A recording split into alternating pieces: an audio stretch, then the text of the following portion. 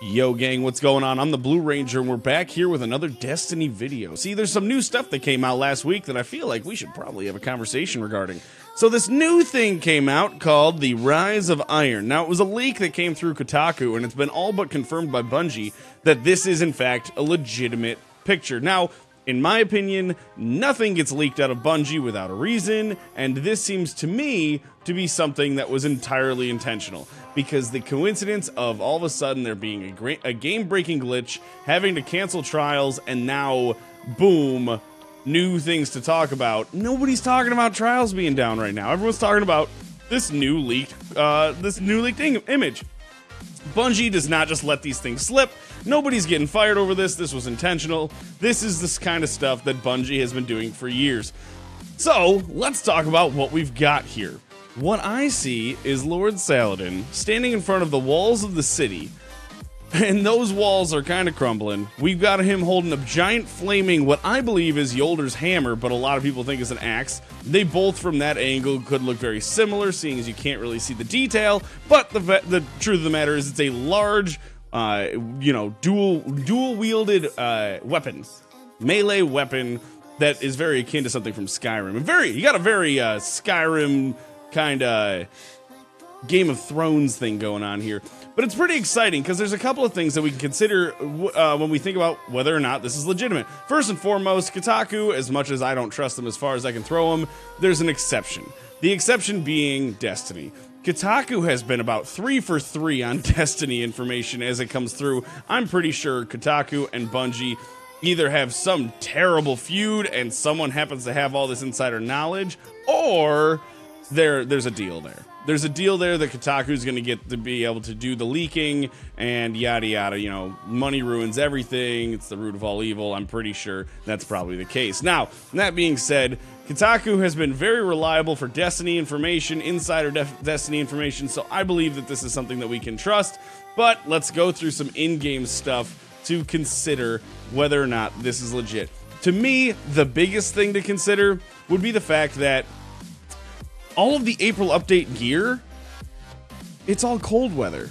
And as you can see here, we are amidst some flurries. We are definitely amidst some flurries, and there is something going on here with cold weather, and so it kind of matches with the gear that we were just handed. Not to mention, let's just back up for a second and talk about the artwork. The artwork is beautiful and very, very, very similar to a lot of things that we have gotten from Bungie, not from Destiny, well, in Destiny, but from Bungie in the past. So to me, it seems very likely that this is something that came straight from the hands of Bungie.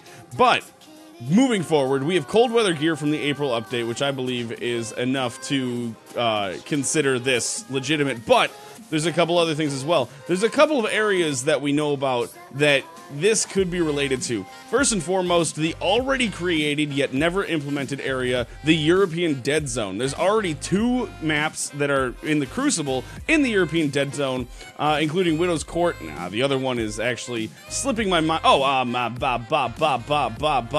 oh, it's right there, and I can't remember what it's called. But there's 2 of them, and so the area has already been created. It's just a matter of implementing it.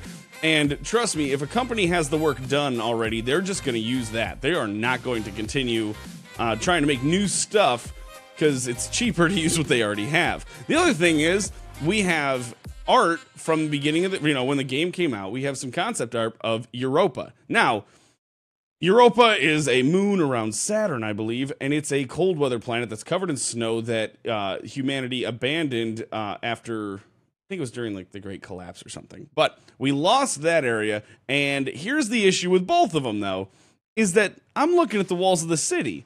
Europa and the European Dead Zone don't take place where the city is. So how do we get to those areas? How does it relate to this image? I'm not sure, but those seem like the 2 most likely candidates. It'll probably be the European Dead Zone because the House of Kings, which is on Earth in the Cosmodrome, the House of Kings does not have a known Kell at this point. So, whoa, raid boss, we got something there to consider.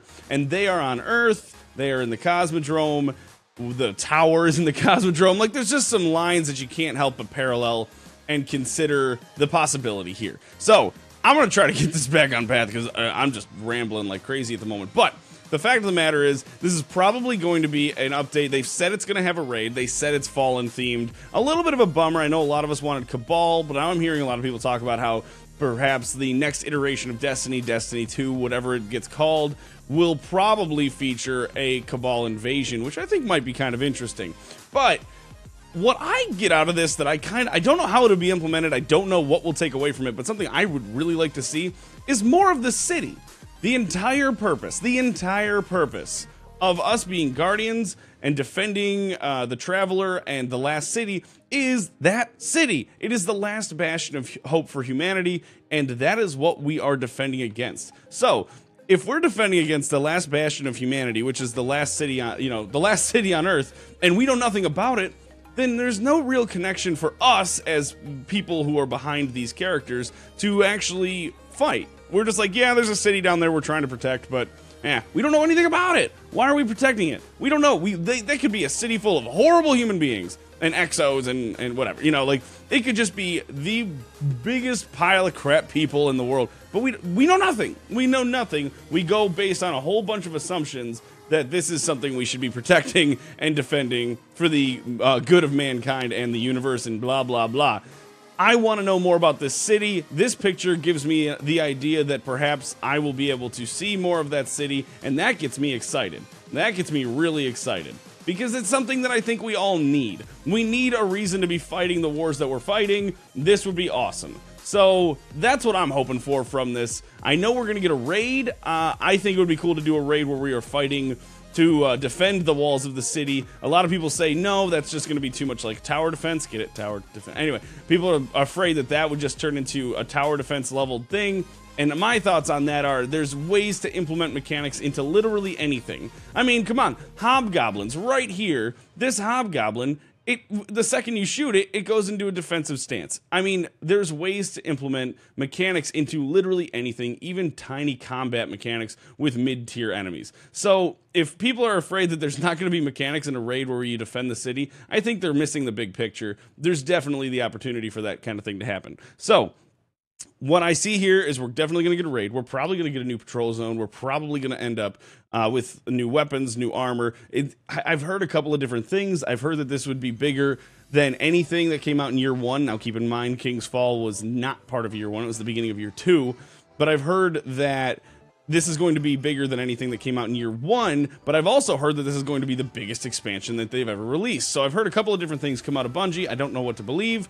I do believe that Rise of Iron is what we are going to get. I think Lord Saladin is going to be involved, and I think one of the reasons they're doing that is because one of the oldest standing things within Destiny, activities or elements, is the Iron Banner. Iron Banner's been around since the beta. So the fact that it's been around as long as it has been makes me think that they're going to start implementing more lore. They're finally going to start telling us in-game, now I know this is stuff that you can just go find, but they're going to finally start telling us in-game exactly what this stuff is, how it happened, who they are what they are, why they, all that jazz. They're going to give us that information, and Iron Banner is pretty much the oldest running activity inside of this game, and that would be a pretty good place for them to start, in my opinion. So this seems like a good launching ground for the future of Destiny.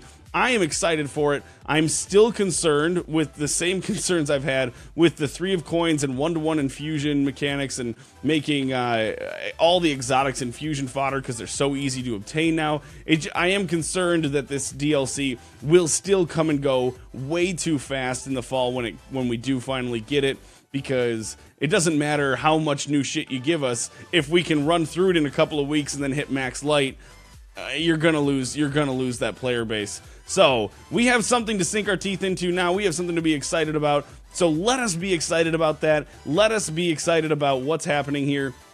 Hopefully, whatever we get will be exciting, awesome, and will stand the test of time. I think that's really what we need right now, is something that will hold up for both casuals and hardcore players, and hopefully they find a nice balance here in the Rise of Iron.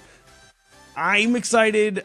I'm cautiously optimistic. I think that this is going to be a really good thing for the game, just the same way King's Fall was. You look at how much of a change it was between Vanilla Destiny and King's Fall, you can't help but think this is going to be an improvement on the game in total. It has to be. They're very good at taking what people say and improving the game upon it. So Anyway, guys, thanks so much for watching this video. Don't forget to rate, comment, subscribe. Tell your friends what you think. Sorry it was a little rambly. I was trying to get all my ducks in a row here, but my brain, you know, squirrel! Like, you know, it goes all over the damn place. So, thanks so much for putting up with this. Hopefully, you have some thoughts of your own that you can share. I'd love to know what you think. I'd love to know if you guys are excited about this, worried about this, if you wanted something else. I know everyone was kind of looking forward to Cabal, but I'm sure they won't get left out.